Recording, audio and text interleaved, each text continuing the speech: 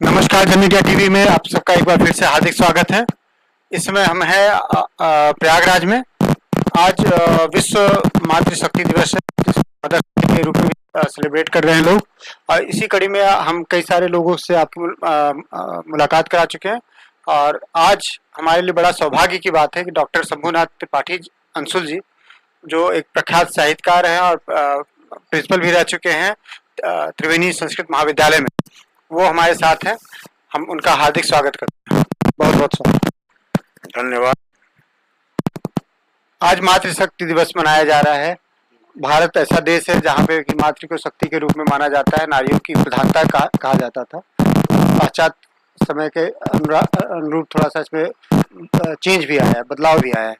आप इसको कैसे देखते हैं और साहित्य में आज के दिन में जो मातृशक्ति दिवस है उसको कैसे दर्शकों के सामने रखेंगे?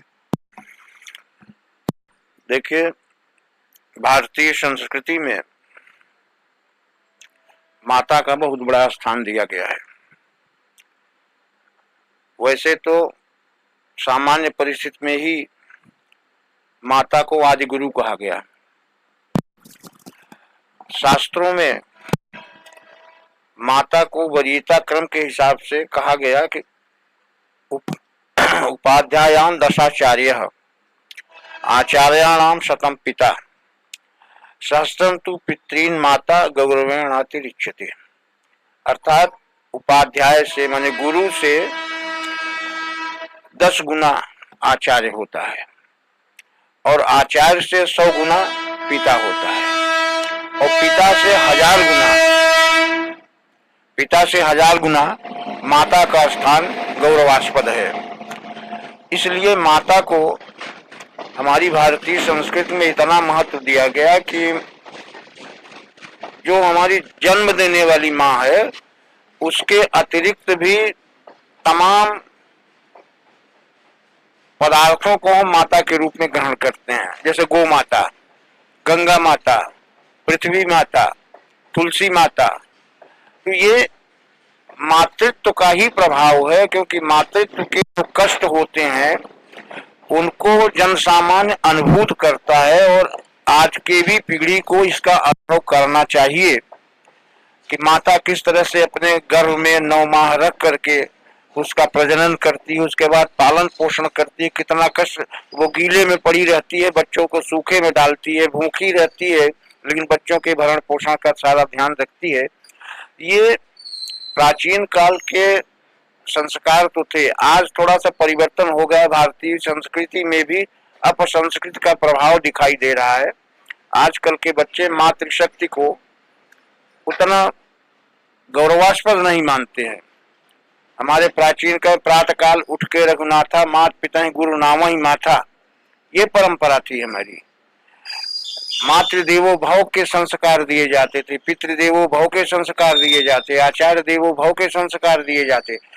ये संस्कार धीरे धीरे हमारी यह वर्तमान पीढ़ी विस्मृत हो रही है, जिसको जागृत करने की आवश्यकता है। वर्तमान समाज में आपका यह बहुत योगदान है कि मातृ दिवस के परिप्रेक्ष्य में आपने ये कल्पना जगाई है और इस अभियान के तहत कम से कम कुछ लोगों तक ये बात तो पहुंचे कि माता का क्या महत्व है। और भी कहा गया कि जननी जन्म भूमिश्च जाह्नवी च जनार्दन जनक पंचमश्चैव जकाराः पंच दुर्लभा। जैसे प्रयुक्त जो शब्द हैं, जननी, जन्मभूमि, जनार्दन, जाह्नवी और जनक, ये पंच दुर्लभ कहे गए हैं। वो चाहे पिता हो, जनक हो, चाहे जाह्नवी गंगा जी हो, चाहे माता हो, जननी जन्मभूमि हो। भगवान राम ने भी जब लंका में गए थे और वहां लंका में विजय प्राप्त करने की स्थिति में थे, तब लक्ष्मण से एक प्रसंग में उन्होंने कहा था कि अपि स्वर्णमयी लंका न में लक्ष्मण रोचते। माने स्वर्णमयी लंका है, लेकिन हे लक्ष्मण ये मुझे अच्छी नहीं लग रही है। जननी जन्मभूमि से स्वर्गातपि गरीयसी। माता और मातृभूमि स्वर्ग से भी अधिक सुखदायक होती हैं, कल्याणप्रद होती हैं। तो ये माता को हम जितना भी महत्व दें, जितना भी सम्मान दें, वो कम होगा। क्योंकि उसके दूध का कर्ज हम जीवन भर कभी पूर्ण नहीं हो सकते, नहीं चुका सकते। भगवान राम का जब वनवास काल आया, जहां उनका राज्याभिषेक होना था, क्षण मात्र में परिवर्तन हुआ और उनको वनवास जाने की स्थिति बनी। जब वो कौशल्या के पास जाते हैं आज्ञा लेने के लिए, तो कौशल्या एक बार हतप्रभ हुई, लेकिन फिर उन्होंने अपने को संभाला और कहा कि जब केवल पितुवाय सुताता तो जनिजा हुजानी बड़ी माता। अगर केवल पिता की आज्ञा है तो मैं उनसे बड़ा गौरव रखती हूँ, गौरवास्पद है, तो उनसे बड़ा स्थान मेरा है, इसलिए मेरी आज्ञा मान करके तुम वन न जाओ। उनको ये लगा कि मैं कहीं कुछ अपने अधिकार का अधिक दुरुपयोग तो नहीं कर रही हूँ। फिर उन्होंने समझाया कि ज्यों पितु मातु कहे बन जाना।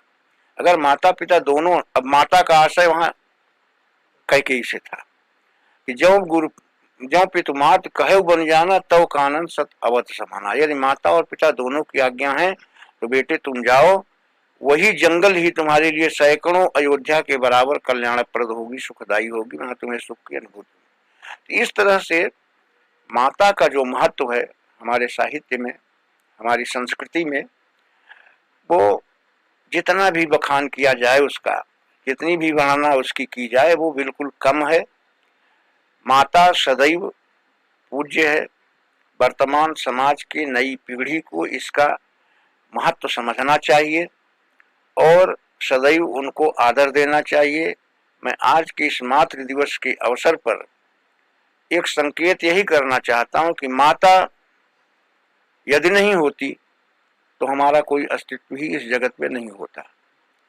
तो जिसने मुझे जना है वही मेरी जननी है, वही मेरी जन्मदात्री है, और अपने जन्म देने वाले के प्रति हमारा श्रद्धा भाव सदैव बना रहना चाहिए, आजीवन रहना चाहिए। उससे हम उऋण होने की बात कभी सोच भी नहीं पाते हैं, कितना भी कर जाएं। तो उऋण होने का मात्र एक ही तरीका, उऋण तब भी नहीं हो पाते हैं, लेकिन एक तरीका हमारे ऋषियों ने जो बताया कि मातृदेवो भव, माता को देवता के समान मानते हुए उनकी सेवा सपर्या। आजकल क्या होता है देखते हैं, तमाम ऐसे परिवार हैं, बुजुर्ग माता पिता को वृद्धाश्रम में डाल दिया जाता है। ये बहुत निंदनीय बात है, बहुत शोचनीय बात है। जिसने आपको इस प्रत्ये, उसको कभी ये ललक नहीं होती है कि नहीं बेटा हमारी सेवा करेगा। उसका एक शौक होता है, उसका एक अपना धर्म होता है, अपना दायित्व निर्वहन करते हुए वो बच्चे का लालन पोषण करती है, वो शादी ब्याह तक की कल्पना करती है और उसको सुख शांति उसके जीवन में रहे, ये सदैव वो कल्पना करती है, भले वो कष्ट में रहे। तो वर्तमान पीढ़ी को भी इस पर चिंतन करना चाहिए। और जो ये व्यवस्थाएं दुर्व्यवस्था परिवर्तित हो रही हैं कि बच्चे फुर्सत नहीं पाते हैं माता पिता को सम्मान देने की बात, माता पिता के साथ बैठना चाहिए कम से कम, वो उनको भेज देते हैं वृद्धाश्रम में। इसकी मैं निंदा करता हूँ। वर्तमान पीढ़ी इसके लिए निंदा की पात्र, मैं सबकी बात नहीं करता हूँ, लेकिन जो ऐसा करते हैं वो निंदा के पात्र हैं। और उनको मैं ये मानता हूँ कि उनमें जो हमारी भारतीय संस्कृति के संस्कार हैं वो रंच मात्र उनका संस्पर्श नहीं कर पाए हैं। अगर भारतीय संस्कार उनका स्पर्श करते, उनके जेहन में बैठते, तो ऐसा उनके हृदय में भाव ही नहीं उमड़ता। आखिर बहुएं आती हैं, माताएं उनको बेटी की समान मान करके अपना परिवार संभालने को उनका दायित्व दे देती हैं। उसी तरह से हर बच्चे का यह दायित्व होता है कि अपने माता का सम्मान करे। नहीं समय है आपके पास तो कम से कम बाहर से आइए, हाँ अम्मा क्या हाल है, हाँ माता जी क्या हाल, इतना ही पूछ लेना उनके लिए पर्याप्त होता है। इतने में ही वो उनको सम्मान मिल जाता है, वो प्रसन्न हो जाती हैं। मैं चूंकि कवि भी हूँ, तो यदि आप कहें तो एक कविता के माध्यम से उस ये हमारी गुजारिश रहेगी कि जो जितने दर्शक हैं आपके श्रीमुख से ही जो है उसका कविता का लाभ। एक मुक्तक मैं मातृशक्ति के लिए समर्पित करता हूं पहले कि कोई सम्मान की सीमा नहीं तुम्हारे है, कोई सम्मान की सीमा नहीं तुम्हारे है, दान प्रतिदान की सीमा नहीं तुम्हारे है।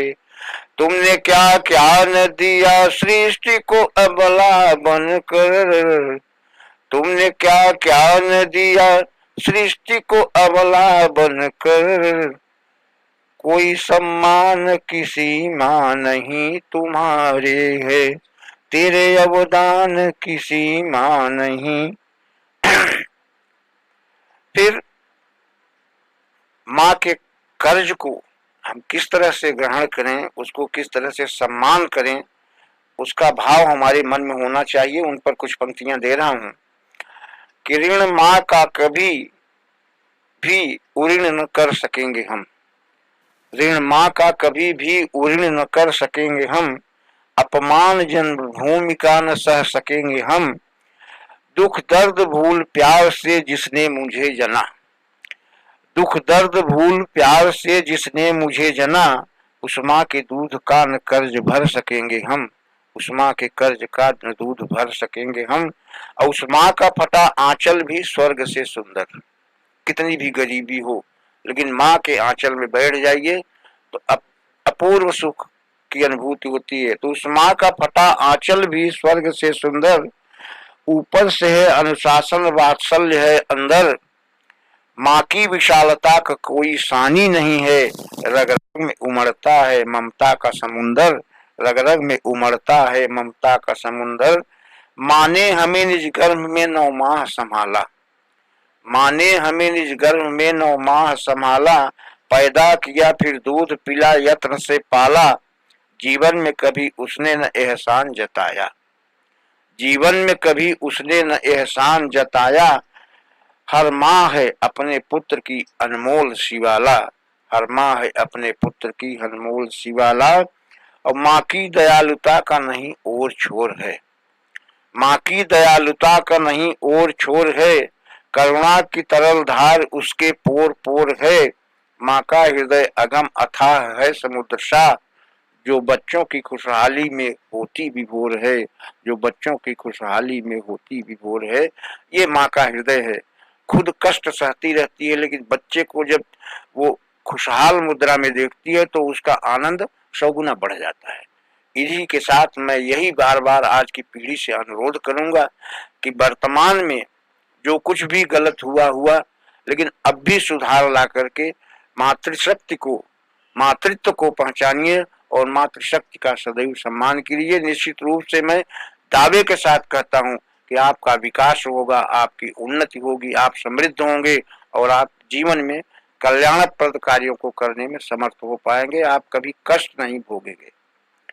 यही मेरा एक संदेश मान लीजिए, यही कहना चाहता हूँ की पीढ़ी से मातृ दिवस के अवसर पर। आप सुन रहे थे डॉक्टर शंभुनाथ त्रिपाठी जी, अंशुल जी को, जिन्होंने कैसा जो मातृशक्ति है उसके बारे में बड़ी सरलता से आप सभी को बताया, और साथ साथ जो उनकी कविता थी, मर्मस्पर्शी कविता थी, जो आप सभी के दिलों को छूती है, और एकदम यथार्थ चित्रण उन्होंने मातृशक्ति और मातृत्व का अपने कविता के जरिए आपके समक्ष रखा। हम बहुत बहुत आभारी हैं डॉक्टर साहब के, जिन्होंने अपने अमूल्य समय जन मीडिया टीवी को दिया। हम बहुत बहुत आपका धन्यवाद व्यक्त करते हैं। साथ में हम अपने सहयोगी सतीश गुप्ता जी का धन्यवाद करते हैं, जिन्होंने इस मंच को जन मीडिया टीवी के लिए प्रदान करवाया। मैं प्रकाश मिश्रा, जन मीडिया टीवी से, धन्यवाद। मैं भी जन मीडिया का बहुत आभार व्यक्त करता हूं और मिश्रा जी का कि ऐसा अवसर आपने मुझे प्रदान किया। कम से कम 10 लोगों के बीच में हमारी बात पहुंच रही है, इसमें अपने का गौरवान्वित मानता हूं और आपका बहुत बहुत आभार व्यक्त करता हूं।